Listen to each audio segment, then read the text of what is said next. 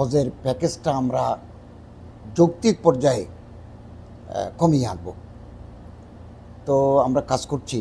Student যারা আরবি জানেন, এলাকা চিনেন, হজযাত্রীদের খরচ কমানোর লক্ষ্যে সৌদি আরব সফর করছেন ধর্ম উপদেষ্টা ডক্টর আফম খালিদ হোসেন। মক্কায় তিনি সৌদি হজ ও ওমরা মন্ত্রীর সঙ্গে বৈঠক করবেন। স্থানীয় গণমাধ্যম কর্মীদের সঙ্গে মত বিনিময়ের সময় তিনি জানান, বিমান ভাড়া এবং মক্কা মদিনার স্থানীয় ভাড়া কমানোর পাশাপাশি সমুদ্রপথে হাজিদের পাঠানোর পরিকল্পনা রয়েছে তাদের।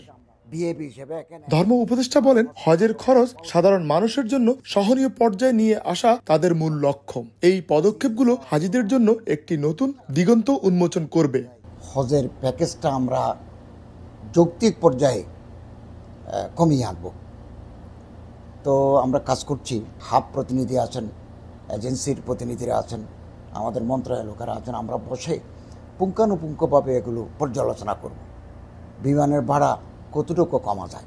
তার এই উদ্যোগকে স্বাগত জানিয়েছেন সংশ্লিষ্টরা। প্রবাসীরা মনে করেন, সরকারের এমন পদক্ষেপে অনেক বেশি মানুষ হজ পালনের সুযোগ পাবেন।